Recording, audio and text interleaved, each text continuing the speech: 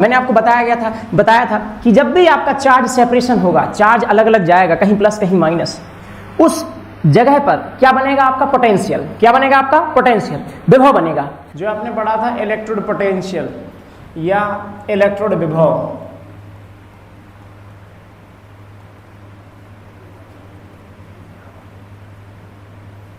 इसमें क्या पढ़ा था कि अगर आपने किसी विलयन में, किसी धातु के विलयन में उसी धातु को डुबोया तो 3 केस राइज होते हैं। एक केस तो आउट हो जाता है कि टकरा के लौट जाने वाला केस।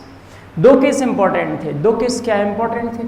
2 केस ये इंपॉर्टेंट थे कि एक था आपका ऑक्सीकरण का केस, ऑक्सीडेशन का केस। दूसरा केस था आपका रिडक्शन का केस, बेसिकली अपचयन का केस। जो आपका ऑक्सीकरण का केस था, उस केस में क्या था आपका कि जो धातु के इलेक्ट्रॉन हैं, जो धातु के एटम हैं, जो धातु के एटम हैं जैसे कि जिंक सॉलिड के फॉर्म में है, इसमें क्या हो रहा है, यदि इसकी त्यागने की, ये सब गेम है कौन अधिक त्याग सकता है इलेक्ट्रॉन, कौन ग्रहण अधिक कर सकता है, उसकी प्रवृत्ति पर, उनका नेचर है ये इस बात का प्रमाण दे रहा है कि एक घटा हुआ है, मतलब इलेक्ट्रोड विभव में, कहने का मतलब एक ऑक्सीकरण में जाना चाहता है और एक अपचयन में जाना चाहता है। सी अगर दोनों ऑक्सीकरण में जाना चाहते तो कुछ भी नहीं हो पाएगा गेम। यहाँ पर ये सारा गेम रिलेटिव है, दूसरे वाले के ऊपर निर्भर करेगा। अच्छा जी, सो बेसिकली यहाँ पर क्या है कि जो सॉलिड एटम था, सॉलिड आपका मान लीजिए कि परमाणु है, सॉलिड परमाणु इलेक्ट्रॉन को त्याग कर क्या बना रहा है आपका, आयन बना रहा है। जो आयन है वो जंप हो रहे हैं किसके अंदर, आपके विलयन में। बोलो भाई लोग ये बात सही है क्या थी, क्या नहीं भाई? जो इलेक्ट्रॉन है वो कहाँ पे आ रहे हैं, धातु की छड़। सही है भाई ध्यान। ये प्रक्रिया क्या थी आपकी, ऑक्सीडेशन। एक ही ये केस हो सकता है, या दूसरा केस जैसे कि मैंने बताया था किसका केस है, कॉपर। सो कॉपर का केस है, यदि कॉपर सल्फेट यदि आपने विलयन लिया, क्या विलयन लिया यदि आपने, कॉपर सल्फेट, सो Cu2 प्लस में रहेगा और SO4 माइनस में रहेगा। नाउ यदि मैंने इसको तार से जोड़ दिया यहाँ पर इस तरीके से, यदि मैंने तार से जोड़ दिया, इसकी कॉपर की तुलना में त्यागने की प्रवृत्ति अधिक है। किसकी अधिक है, आपकी जिंक की। सो ये तो प्रकृति में वो किस रूप से पाए जा रहे हैं उस पर निर्भर कर रहा है, ठीक है ध्यान। सो कहने का मतलब ये कि प्राकृतिक रूप से जिंक की प्रवृत्ति अधिक है त्यागने की तुलनात्मक रूप के, किसके, आपके कॉपर के। सो यदि आपने वायर से कनेक्ट किया, जिंक अपने इलेक्ट्रॉन को त्यागेगा, यहां आयन में आ जाएंगे, जो भी आयन बन रहे हैं विलयन में आ जाएंगे, इलेक्ट्रॉन इससे ट्रेवल करेंगे, इसके पास आ जाएंगे, किसके पास आ जाएंगे, कॉपर के पास। यदि कॉपर के पास इलेक्ट्रॉन आ गए, सो बेसिकली इस केस में क्या बनेगा आपका, कॉपर की क्षण धीमे धीमे ऋणावेशित होने लगेगी। जितने इलेक्ट्रॉन आते चले जाएंगे ऋणावेश बढ़ता चला जाएगा। अब ये जो मेरे दोस्त बैठे हुए नीचे, नीचे कौन है, धनावेश भी है ऋणावेश भी है, दोनों है। तो आप खुद जानते हैं धनावेश ऋणावेश में ऋणावेश की ओर कौन अट्रैक्टेड रह जाएगा, धनावेश। मतलब इस केस में कौन, Cu2 प्लस, कौन रहेगा इस केस में, Cu2 प्लस। Cu2 प्लस क्या करेगा, Cu2 प्लस इस क्षण के पास में जाने की कोशिश करेगा। क्षण से जैसे ही टकराया, उसने इलेक्ट्रॉन ले लिया, वो जो इलेक्ट्रॉन इससे आ रहे हैं, इलेक्ट्रॉन लेने पर क्या हुआ, इलेक्ट्रॉन एक्सेप्ट किया, एक्सेप्ट करने पर क्या बन गया, कॉपर सॉलिड। मतलब क्या हो जाएगा, अपचयन। क्या हो जाएगा, अपचयन। अपचयन क्या है आपका, इलेक्ट्रॉन को ग्रहण करना। ऑक्सीकरण क्या है, इलेक्ट्रॉन को त्यागना। बार बार बता चुका हूं, ठीक है। अच्छा जी, ये प्रक्रिया चल रही है। अब इस प्रक्रिया में जो सेपरेशन हुआ, इस प्रक्रिया में यहाँ पर सेपरेट था चार्ज, यहाँ पे भी पहले सेपरेट है चार्ज। जो सेपरेशन है, इनको क्या नाम दिया गया, विभव। मैंने आपको बताया था कि जब भी आपका चार्ज सेपरेशन होगा, चार्ज अलग अलग जाएगा, कहीं प्लस कहीं माइनस, उस जगह पर क्या बनेगा आपका, पोटेंशियल। क्या बनेगा आपका, पोटेंशियल, विभव बनेगा। अच्छा, विभव किस प्रक्रिया में है, ऑक्सीकरण में है कि अपचयन में है, उसका नाम वैसा पड़ गया, ऑक्सीकरण विभव और अपचयन विभव। दोनों को कहते क्या है, इलेक्ट्रोड विभव। क्या कहते हैं दोनों को? इलेक्ट्रोड विभव। इलेक्ट्रोड एनोड है कि कैथोड है वो अपनी जगह हो गई कहानी, लेकिन फिलहाल के लिए इलेक्ट्रोड यदि मान लीजिए कि ऑक्सीडेशन वाली प्रक्रिया में जा रहा है, मतलब हम क्या कह देंगे वहां पे क्या है? ऑक्सीकरण प्रभाव, ऑक्सीकरण विभव, ऑक्सीडेशन पोटेंशियल। यदि वो अपचयन वाली प्रक्रिया में जा रहा है, मतलब क्या हो जाएगा? अपचयन विभव। इतनी बात सही है कहती कहने।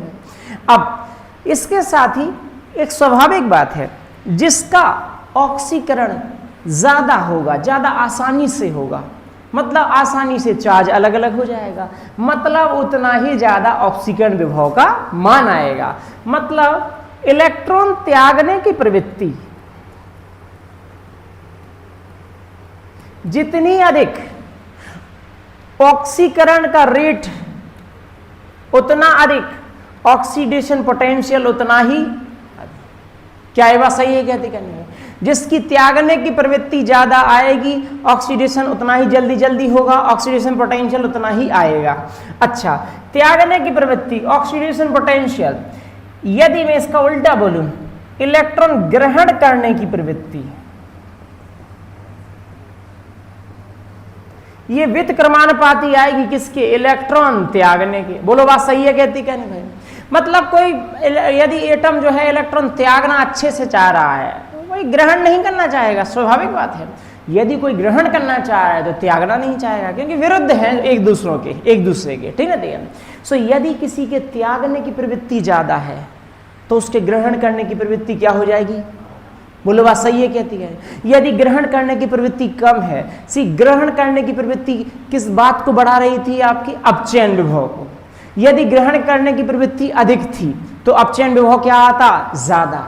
अब यदि किसी की त्यागने की प्रवृत्ति ज्यादा है तो ग्रहण करने की प्रवृत्ति क्या हो जाएगी? कम, मतलब उसका अपचयन विभव ही क्या आएगा?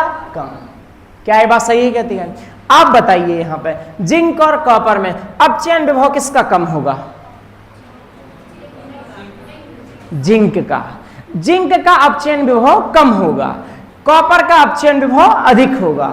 ऑक्सीकरण विभव किसका कम होगा? कॉपर का। किसका? कॉपर का। ऑक्सीकरण विभव अधिक किसका होगा? जिंक का। अपचयन विभव अधिक किसका होगा? कॉपर का। ध्यान से समझ के चलना, ठीक है, ठीक है। अच्छा, इलेक्ट्रॉन ग्रहण करने की प्रवृत्ति किसकी ज्यादा है? कॉपर की कि जिंक की?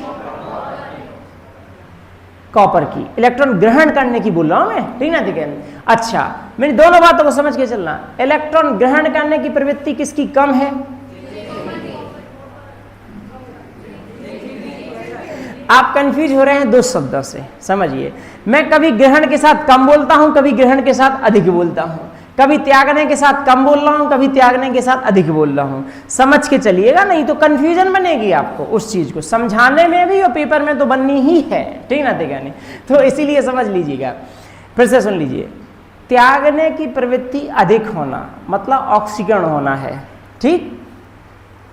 ग्रहण करने की प्रवृत्ति अधिक होना मतलब अपचयन होना है, ठीक है। अब बताइए हमें, इलेक्ट्रॉन त्यागने की प्रवृत्ति किसकी कम है?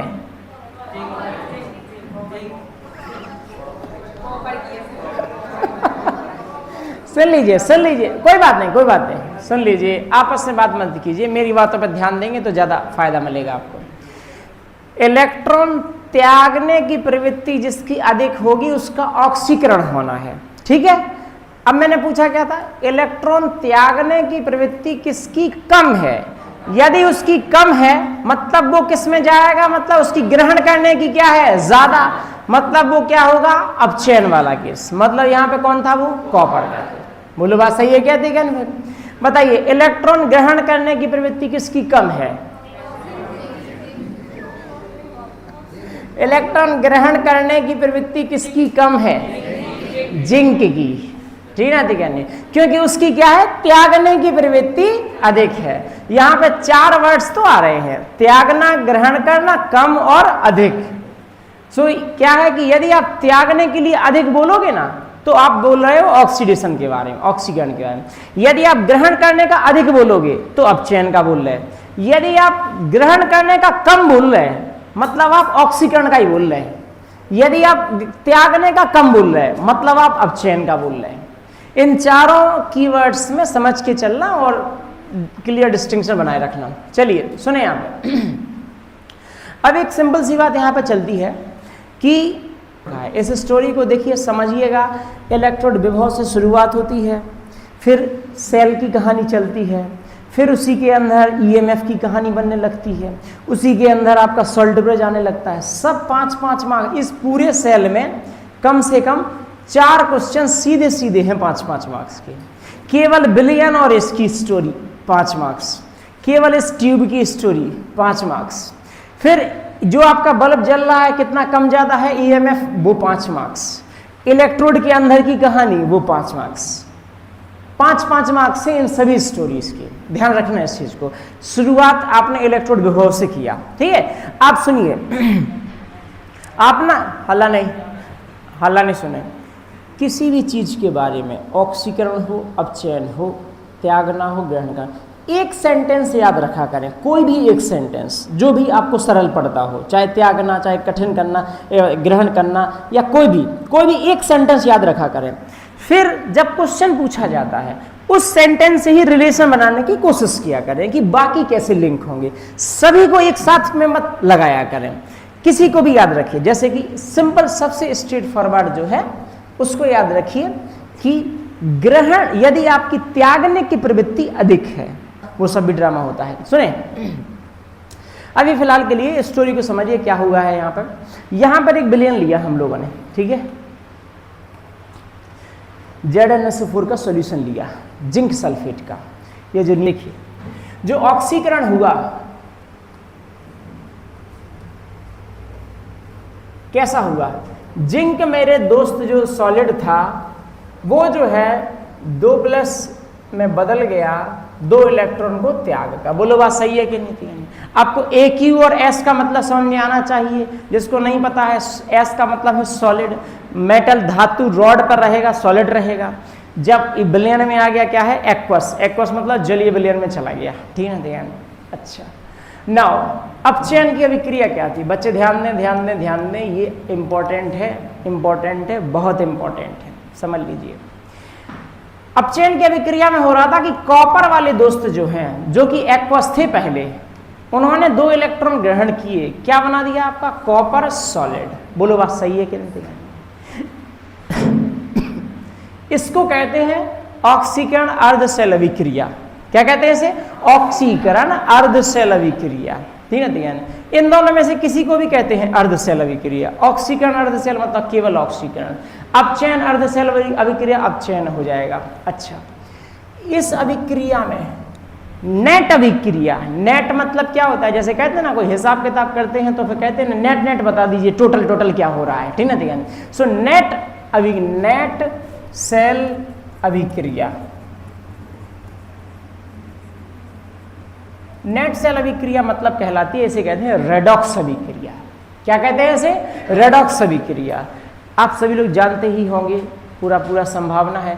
रेडॉक्स 2 शब्दों से आया है, रिडक्शन, OX ऑक्सीडेशन, जिसमें ऑक्सीकरण भी हो और आपका अपचयन भी हो। रिडक्शन एंड ऑक्सीडेशन दोनों शामिल हो, ठीक है। सो नेट सेल अभिक्रिया में क्या होता है? इलेक्ट्रॉन बैलेंस करने होते हैं, सही है क्या? देखा, आपको ये कैंसिल नहीं करना है। ये कुछ ऐसा हुआ, मैं बता देता हूँ आपको, ये कुछ ऐसा हुआ, ध्यान से देखना। जैसे लिखा है, जैसे नॉर्मल समीकरणों में नहीं लिखा होता है, x बराबर लिखा है y+2, ठीक है। फिर लिखा है, मान लीजिए कि 2x + 2 या 3x + 2 बराबर 5y ले लिखा है, ठीक है। सो आपने क्या किया? आपने इनको जोड़ दिया।